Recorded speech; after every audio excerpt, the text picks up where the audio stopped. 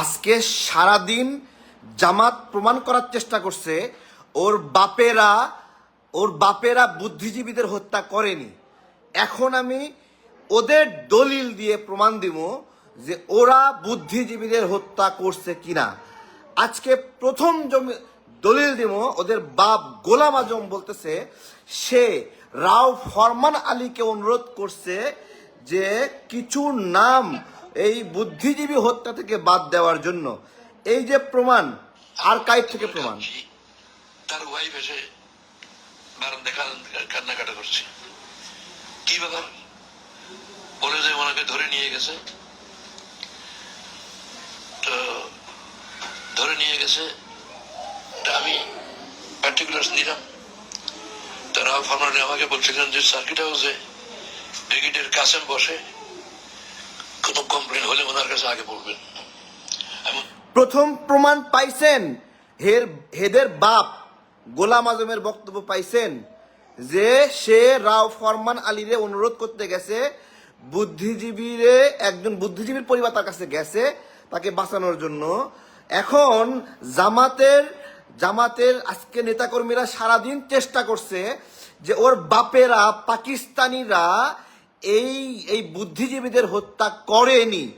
আচ্ছা, আমার একটা প্রশ্ন, পাকিস্তানিরা বুদ্ধিজীবীদের মারলো বা মারলো না, এতে জামাতের কি যায় আসে?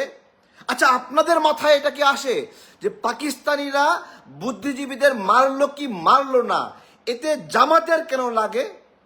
আমরা যদি মুক্তিযুদ্ধে বাংলাদেশের সংরক্ষিত ইতিহাসকে বাদ দিয়ে শুধুমাত্র পাকিস্তানি ইতিহাস আমরা নেই, শুধুমাত্র পাকিস্তানি, তাহলে খালিদ মনসুর নামে একজন লেখক, তরুণ লেখক, সে লিখেছে, তার একটা বই আছে আল বদর। সেই আল বদর বইয়ে সে লিখেছে যে আল বদরের হেডকোয়ার্টার মোহাম্মদপুরে কিভাবে মানুষের দেহাবশেষ পাওয়া গেছে, কিভাবে বস্তার মধ্যে মানুষের চোখ এবং মানুষের দেহাবশেষ পাওয়া গেছে, বুদ্ধিজীবীদের দেহের খণ্ডাংশ পাওয়া গেছে, পাকিস্তানি লেখকের বইয়ে। এরপরে আসেন রাও ফরমান আলী বই, যেটা আমি আজকে সকালে বক্তব্য দিয়েছি, তার বইয়ে লেখা আছে আল বদরের দেওয়া তালিকা বুদ্ধিজীবীদের হত্যা করার জন্য। ওই তালিকা যেই বুদ্ধিজীবীরা বুদ্ধিজীবী সমাধিস্থলের পাশে শুয়ে আছে। কিন্তু জামাত সারাদিন চেষ্টা করতেছে যে পাকিস্তানিরা এই হত্যা করেনি বুদ্ধিজীবীদের। কে হত্যা করেছে? আবলা ভারত বিভিন্ন দেশ ষড়যন্ত্র করেছে। এটা আজকে আরো দুইটা তথ্য আমি বিভিন্ন জায়গা থেকে পেয়েছি, সোর্স নেওয়া, আমি পড়েছি, সেই সারাদিন খুঁজতেছি যে আমার তো জানার একটা প্রয়োজন আছে।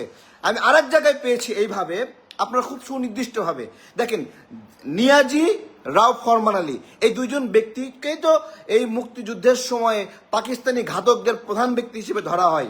দেখেন, নিয়াজি বলতেছে যে রাও ফরমান আলী বুদ্ধিজীবীদের এত বেশি হত্যা করেছিল যে কারণে রাও ফরমান আলীকে বিশেষভাবে পুরস্কৃত করেছিল পাকিস্তান, তাকে ফুল দিয়ে গ্রহণ করেছিল এবং তাকে ভাতা প্রদান করেছিল। নিয়াজি নিজে বাঁচার জন্য বলতেছে সে গণহত্যা করেনি, রাও ফরমান আলী গণহত্যা করছে সেই জন্য। আবার রাও ফরমান আলী তার বক্তব্যে বলতেছে এইভাবে, কি বলতেছে দেখেন, জামাত কিন্তু সারাদিন চেষ্টা করছে যে পাকিস্তান ওর বাপেরা মারে নাই, ঠিক আছে, কিন্তু গোলাম আজমের বক্তব্যে প্রমাণ হলো একটু আগে।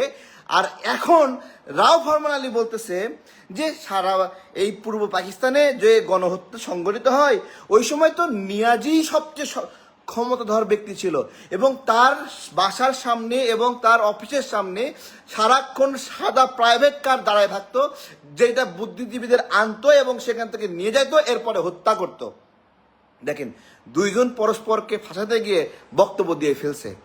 আর মুজাহিদ সাহেব কি বলতেছে দেখেন, মুজাহিদ সাহেব বলতেছে যে এই পাক বাহিনী তারা পরাজিত হলেও, পরাজয় বরণ করলেও আল বদর কিন্তু পরাজয় বরণ করেনি এবং বলছে তোমরা হলো হিজরত করো এবং পূর্ব পাকিস্তান পুনরায় উদ্ধার করবে। আজকে এই জামাত সারাদিন প্রমাণ করার চেষ্টা করলো যে পাক বাহিনী বুদ্ধিজীবীদের মারেনি, কিন্তু তাদের কয়েকটা তথ্য পরস্পরের বক্তব্য এখানে তুলে ধরলাম যেগুলো প্রমাণ করে যে পাক বাহিনী বুদ্ধিজীবীদের হত্যা করেছিল, কিন্তু তথ্য দিচ্ছে বাপদের বাঁচানোর জন্য। বাপদের বাঁচানোর জন্য। আমার ওইটাই প্রশ্ন যে পাক বাহিনী হত্যা করেছে বাংলাদেশের একটা রাজনৈতিক দল জামাত, তাদের সমস্যা কোথায়? তাহলে এইবার আসেন, রাউফ ফরমান আলীর সেই তালিকা জামাত এবং জামাতের ছাত্র সংঘ আল বদরের দেওয়া ছিল এবং আজকে গোলাম আজমের বক্তব্যে উঠে আসলো। দুঃখজনক। আমি জানি না আমার উপরে এত বেশি হুমকি আসছে, এই কথাগুলো বলার কারণে এত বেশি হুমকি আসছে, যেগুলো দেখালে আপনারা চিনবেন এরা আসলে কারা। একটা ভয়ঙ্কর অবস্থা বিচরণ করতেছে ভাইয়েরা।